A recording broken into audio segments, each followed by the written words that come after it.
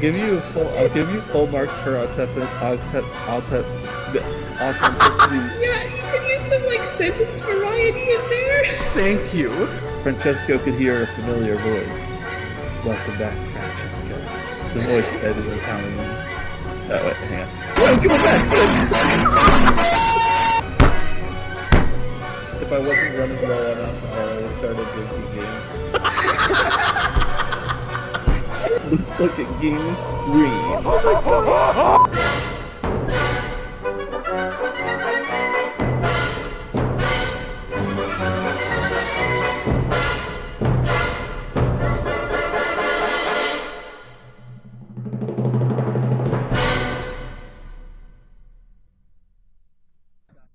Okay, so let's just do this one instead, because oh my god, this isn't even does not contain anything of that nature. I really hope not. This was 2015.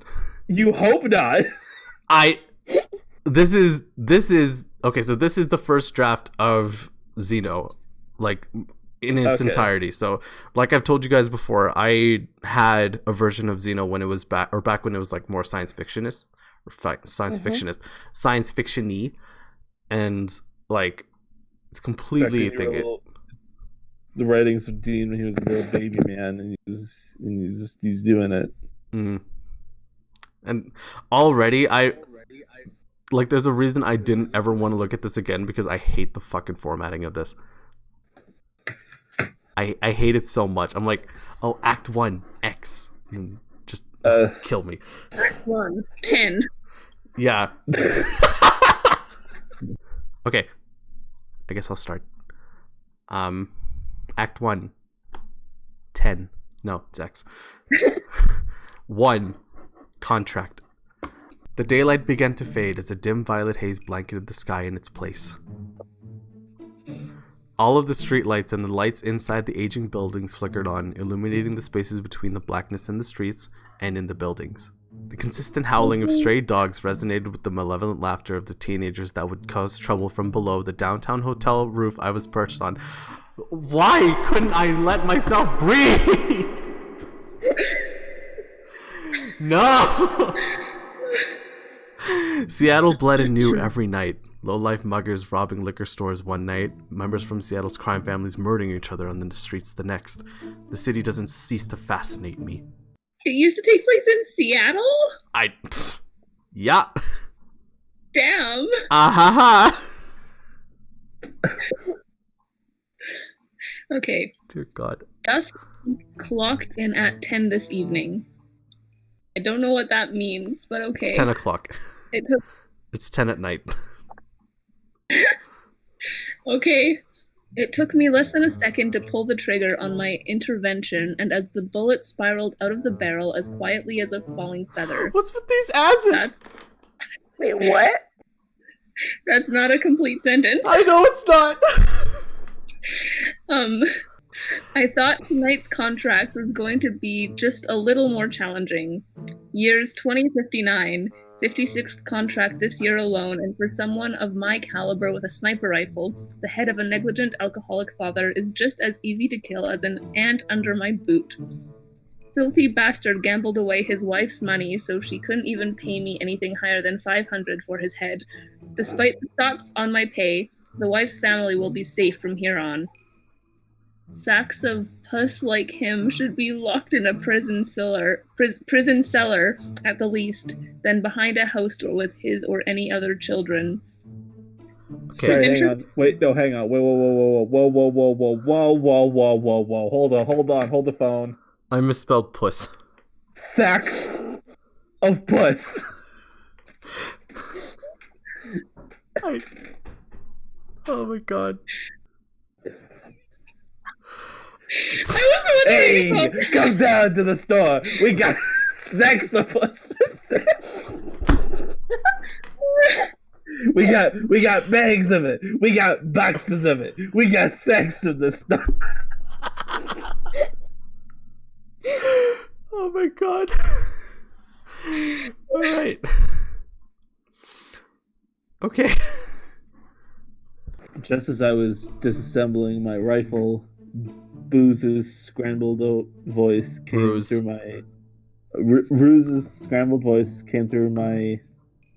Is there any way to zoom in on this, or... Oh, here we go. Oh, there's a zoom. There's the zoom. What the fuck?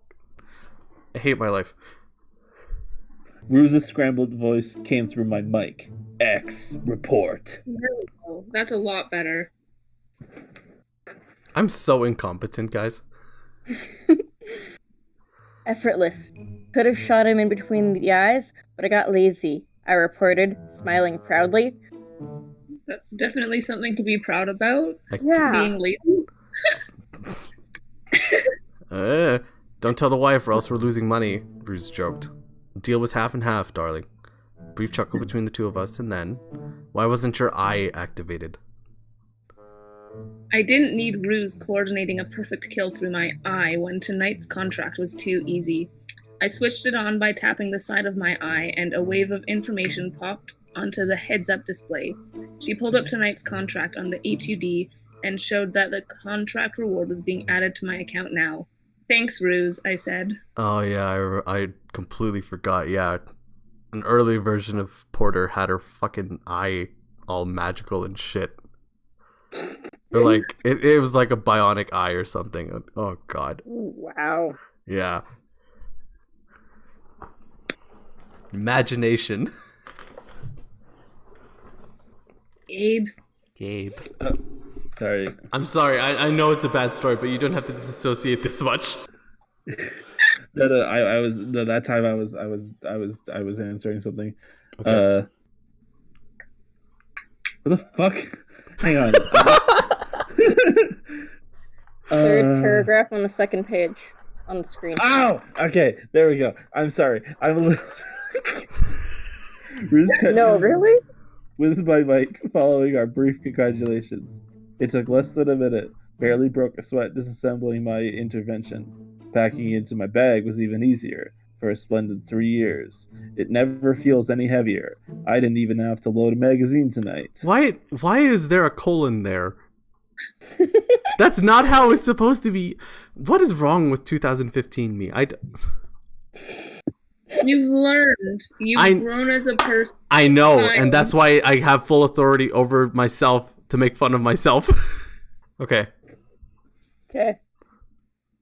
These decrepitly disgusting elevators could barely get me up the damn building, and waiting for one was no joyride. Upon my descent to the lobby, an almost full lobby of guests were launching themselves at every exit available. At the Locking every the exit. doors Oh my god. At the every exit available.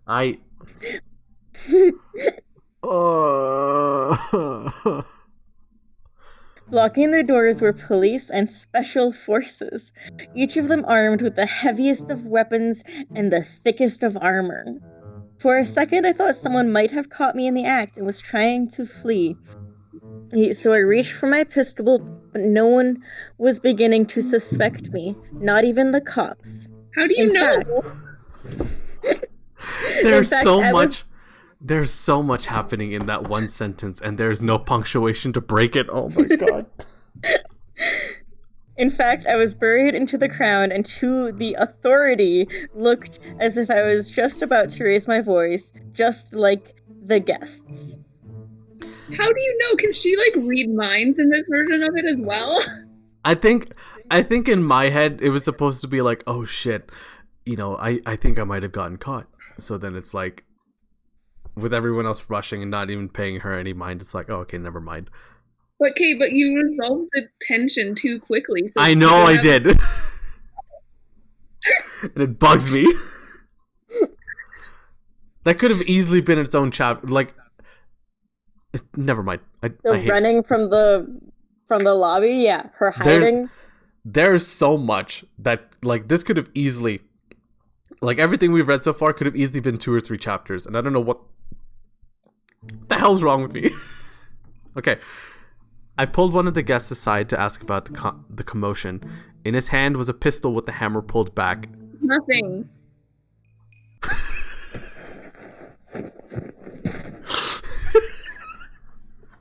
All in his hand was a pistol with the hammer pulled back. Nothing! I said that earlier. It's delayed again. Oh my god. Okay. In his hand was a pistol with the hammer pulled back, his finger grazing the trigger. They're back, he exclaims. Those scumbags dared to come back, and tonight they're going extinct. What the fuck? The guy said, rushing to the door. There? Who's... Oh, From out of nowhere.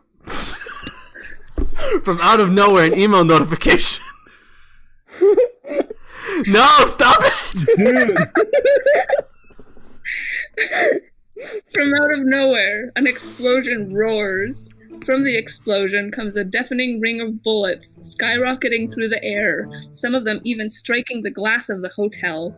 The shattering shards released a shockwave of deafening noise to everyone in the lobby.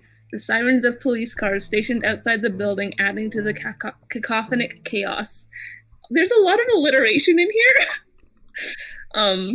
A rain of glass didn't stop both the guests and the authority from chasing those bullets somewhere. Some of them were even impaled by the glass, but that affected nobody.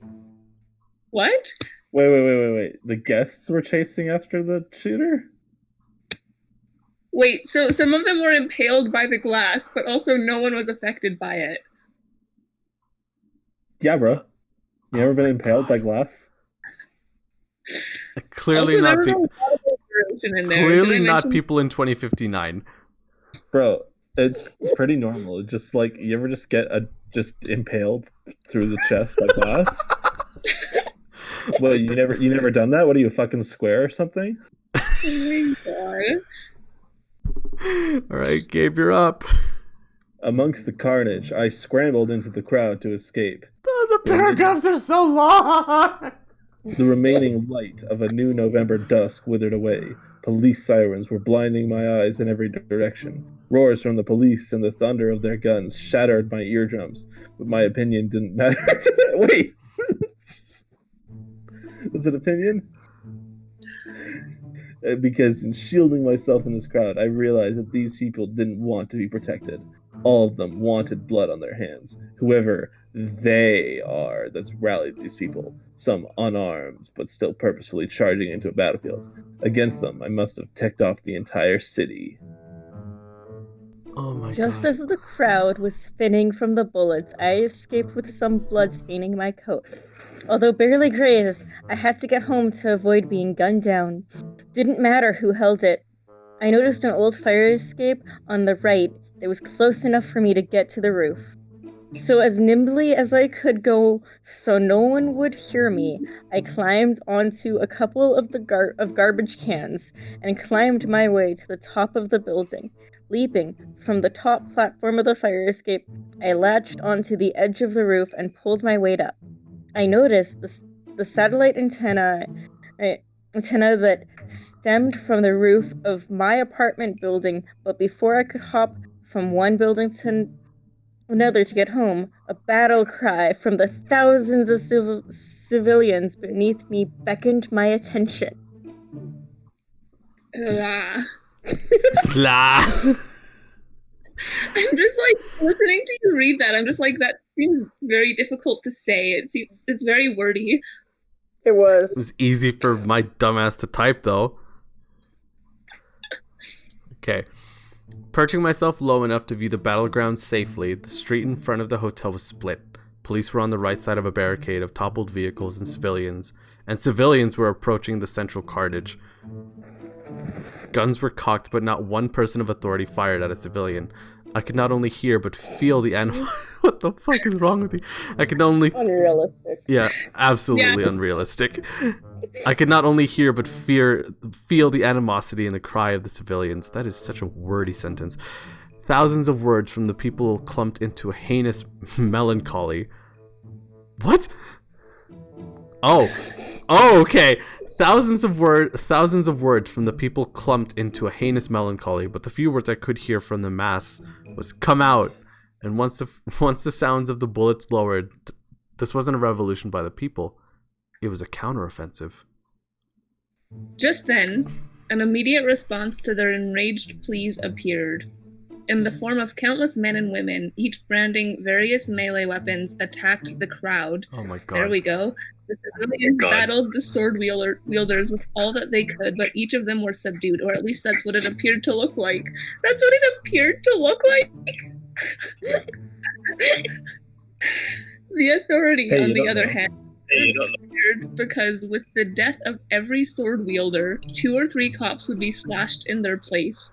For a brief second, I caught a girl whose face I didn't see, but her brunette locks were visible from here. She hurled a long sword at a special forces soldier. Good for her. The blade drove through the mask and impaled the soldier cleanly, a storm of blood raining from the back of his head. But as we know, it didn't affect him, though. Yeah, no, he's gonna brush it off. I'm sorry, I'm still not over. That's what it appeared to look like. Oh my god. Such a redundant... I know. The path I chose in this life is a bloody and dangerous slide straight into hell's cauldron. But even this was too inhuman for a killer. I'm so done. I stepped away from the edge, when from the corner of my eye, I see a knife fly past my hair. Without a second glance, I unsheathed my pistol and turned my back. A man, dressed like the sword wielders, charges to me, 2 others following closely behind him. In the brink second I had to react. Crosshairs programmed my eye quotation. Why am I still quoting it? Scanned him for a weak spot to place a bullet into his body without killing him. Thank you, Ruse, for the assist. A heartbeat later, aimed directly at the target. Ruse displayed. I shot the kneecap directly. I feel like you could have figured that out on your own, sister.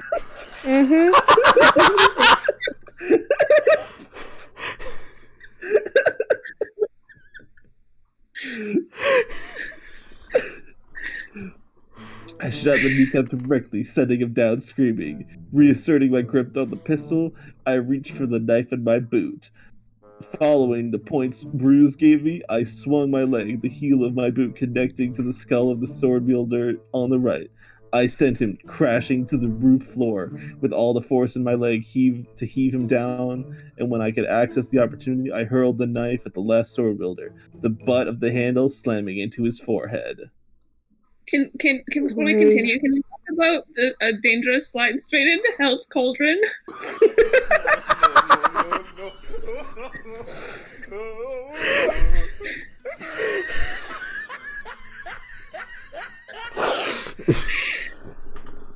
Can we talk about it? What is there to talk about? I don't remember why I thought that was a good thing to put in. It's so melodramatic. It reminds me of like Metal Gear Solid dialogue. Snake, the path I chose in this life is a bloody and dangerous slide straight into Hell's Cauldron. Oh my god! You know what? No, I think that's it. I'm done. There's too much. There's too much. Oh, that's fair. That's fair. That's my so god! All right. Is it? That's fair. It is now. All right, Alex, okay. It's your turn. I